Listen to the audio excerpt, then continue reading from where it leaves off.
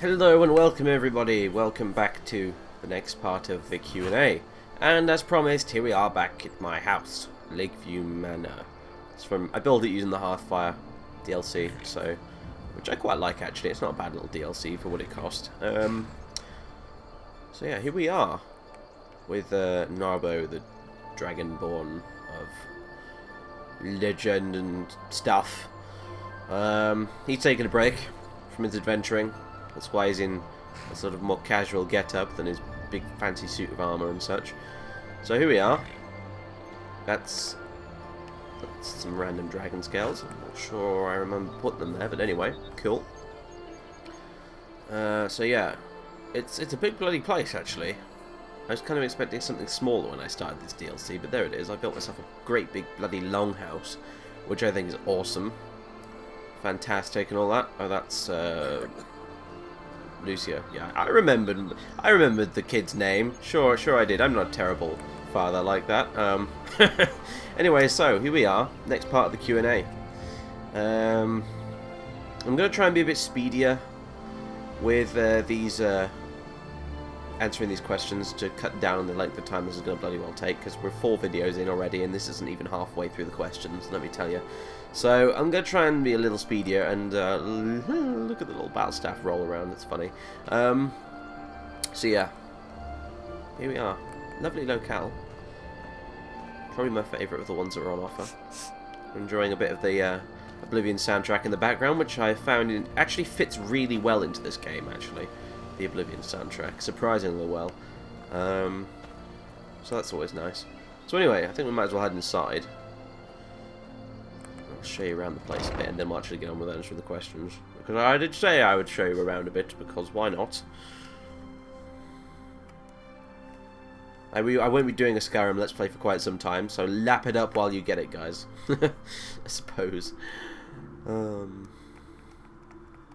Sometime today would be nice, though, game. If you could maybe load a teensy-weensy bit faster. Ah, brilliant. Now then.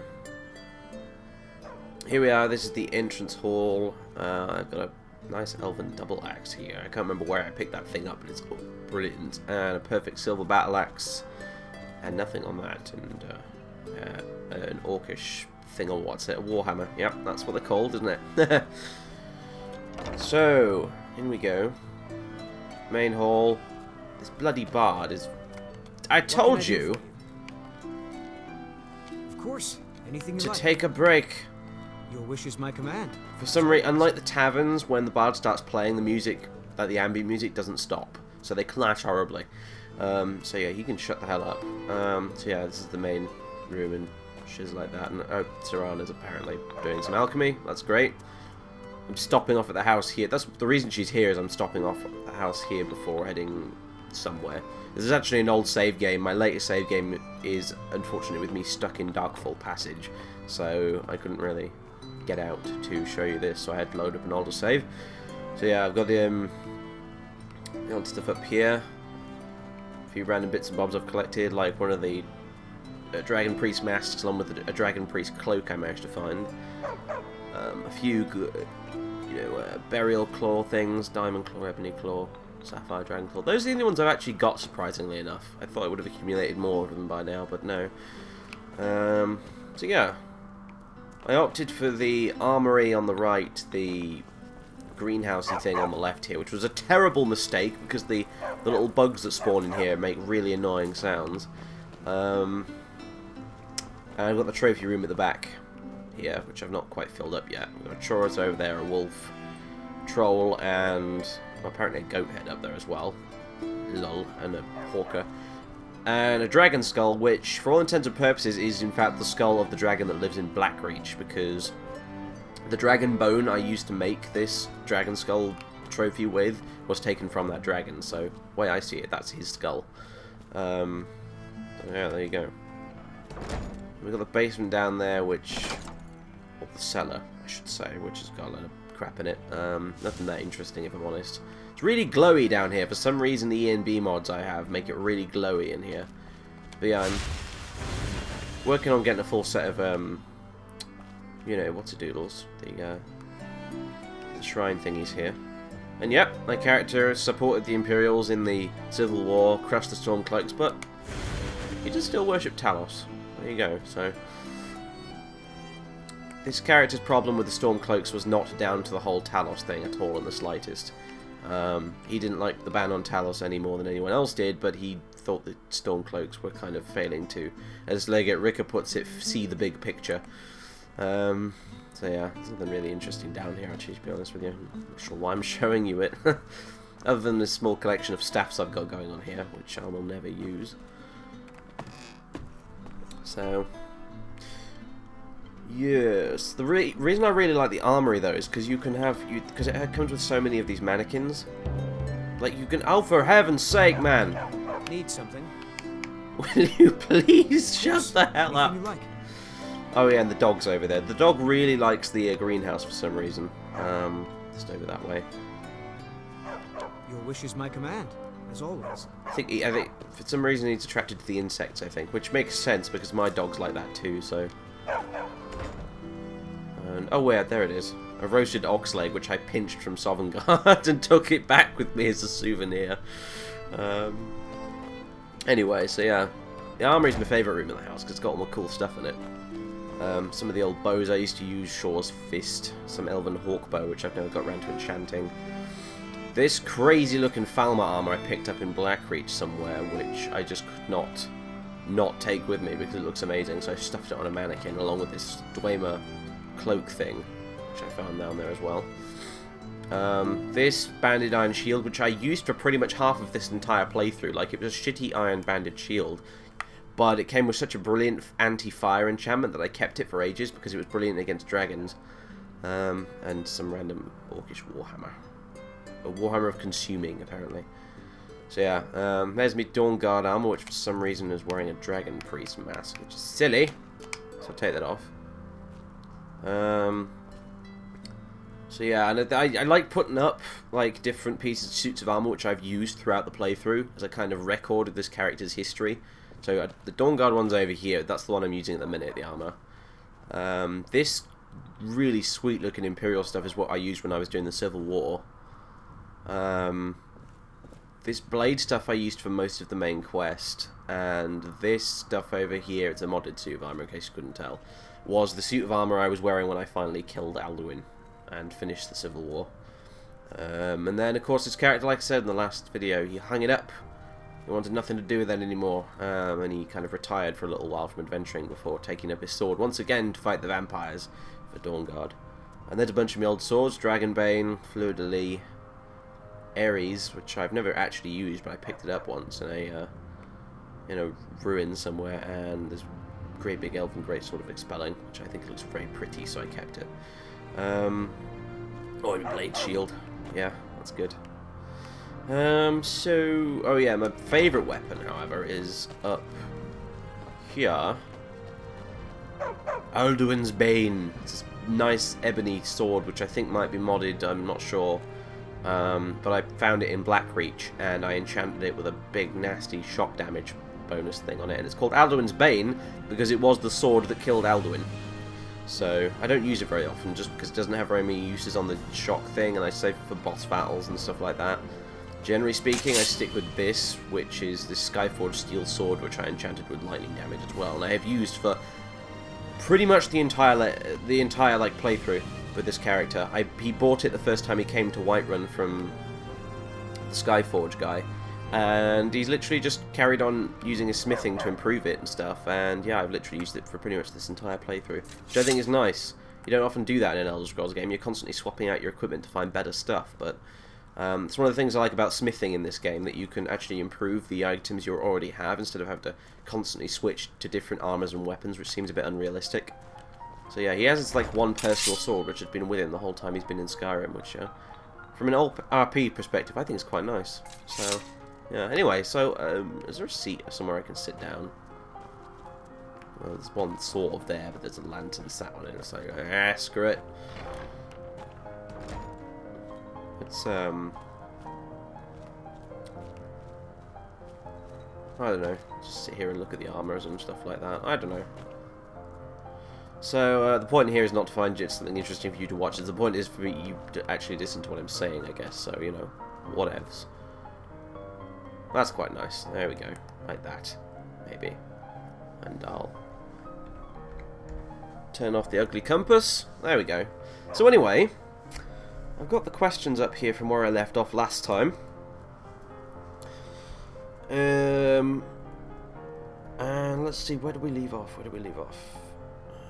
Ah, right, okay, yeah. Okay, this is another question from Cage Prod. I think he's asked a couple already, but I don't put a limit on the number of questions people ask, you know. So, you know, by all means, spam away. Do you like any YouTube channels excluding your own? And the answer is, well, obviously, yeah.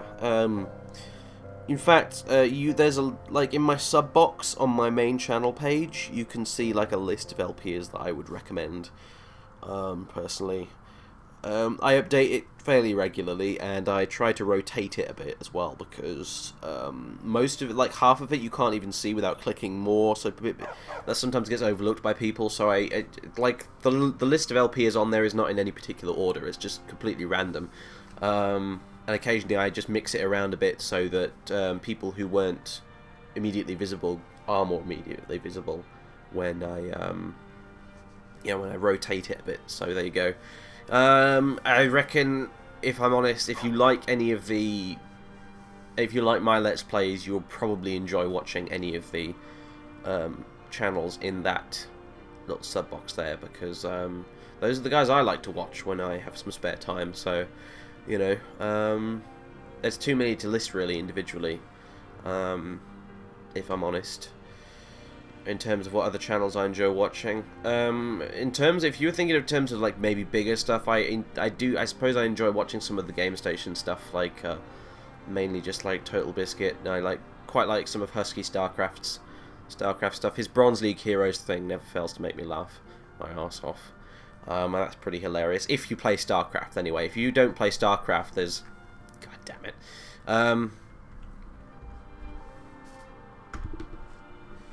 There we go. Actually, that was probably a bit... Never mind. Didn't need to do that.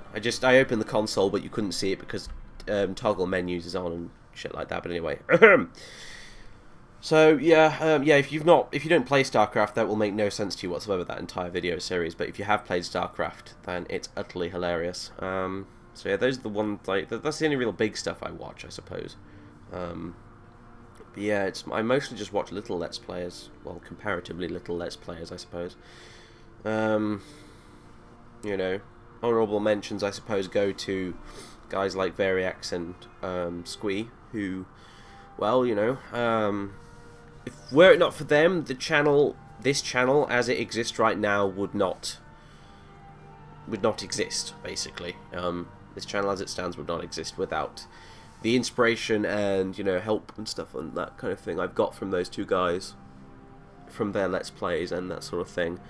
They're both very helpful, very, very friendly people, and I would sort of strongly suggest you check out their stuff. You know, and you know, and also have, as I mentioned before, check out the Please Select Your Podcast stuff, which is run by Squee, Kriana, Inferno, and Piff, who are all in my sub box anyway. So, because they do some really great stuff too, especially if you're interested in doing Let's Plays of your own. So yeah. Right. Anyway, next question from Ninja Zork. What is your preferred mage race in Morrowind? In Morrowind, okay, that's very specific. And do you prefer pepperoni or cheese pizza? To the first question, it's difficult to say which counts as a mage race. I suppose High Elves and Bretons are the mage races, aren't they, really? Everyone else is kind of middling. And the answer is High Elves, hands down. I think Bretons are actually kind of boring at the end of the day. As much as I love playing Daggerfall, I could live without Bretons in the Elder Scrolls if I'm perfectly honest. They're just another generic human race that don't really need to be there at the end of the day, I think. So, yeah, High Elves, on the other hand, they're very interesting. They've got loads of cool stuff going on for them, and statistically, I think, honestly, they're possibly... Actually, I don't know statistically how well they compare to Bretons, but of the two mage races, they're the ones I always pick when I want to go pure mage and actually completely and utterly max it out. So, yeah. As for the second question, I preferably prefer pepperoni and cheese on my pizzas, but if I had to choose, I suppose I'd probably choose pepperoni, actually. Really? I'm a bit of a carnivore, really. So, yeah, I'd choose pepperoni. Okay, so... Next question from... Grant Piper. What kind of video games did you grow up playing? Well, I kind of already answered this a bit earlier, mainly, but I suppose I'll expand upon it. Like I said, mainly strategy games when I first started playing computer games. It was mainly strategy games, actually. Before that, it was like the old arcadey kind of stuff on the little Amstrad computer I used to have. I did play a few simulators as well. In fact, the first game I ever had on a newish, if you like, computer that wasn't from like the 80s was Microsoft's Combat Flight Simulator. So, you know, flying around in Spitfires and Messerschmitts and shooting down people, and yeah, that's kind of right up my alley, really. Been doing that ever since I started PC gaming properly, really. So, yeah, it was kind of that sort of stuff. A bit. I really wasn't into RPGs that much at all when I was little. The first RPG I ever played was just this weird Dungeons and Dragons hack and slash that I can't even remember the proper name of, and it was like a demo for it on the Xbox. And then after that, the second RPG I ever played was this sort of Diablo style hack and slash called Baldur's Gate Dark Alliance 2, which I have actually still. I mean, I originally played it on the Xbox, but I recently repurchased it on the PS2 for my PS2, and it's every bit as good as I remember it being. It's a cool game. If I ever manage to get my capture card set up properly, I might do a few videos of it, in fact. Sadly, Dark Alliance 2 gets a lot of bad press because they kind of used the Baldur's Gate license to make a game that was not even remotely like the original Baldur's Gates. And I think a lot of people hated it because of that, but taken as a standalone thing, as basically being, yeah, this Diablo-esque hack and slash thing set in the Forgotten Realms, it's actually really, really good and really fun. So, anyway... moving on. Ooh, goodness me. SSJ Protector asks, if you were to make a mod to make Skyrim's story better than it was, what would you do to change it? Quite simply, right, I would do two things. One, I would give you at least one cutscene. At least one. Cutscenes maybe some people think are a bit overrated, but the cutscenes, especially in Morrowind and even in Oblivion, really helped add a little bit of context to what you were doing and stuff like that, and especially at the end give you a sense of closure for the main quest. I was left stood on the throat of the world after killing Alduin when I first played Skyrim's main quest, thinking, right, so is it over now, or is there something else I need to do? I don't understand, I don't quite get it, you know. And it was only after I went down into High Hrothgar and I spoke to Arngir, and he gave this fantastic little sort of closing speech to the whole thing. But it was just done through dialogue. It could have been so much better if they'd done it through a very nicely produced cutscene. And it's not like Bethesda can't make cutscenes. I mean, good God, just look at their original Skyrim trailer. That was all really, really, really well put together, you know. So, yeah, I put cutscenes in, and to improve the actual story itself, I would basically just add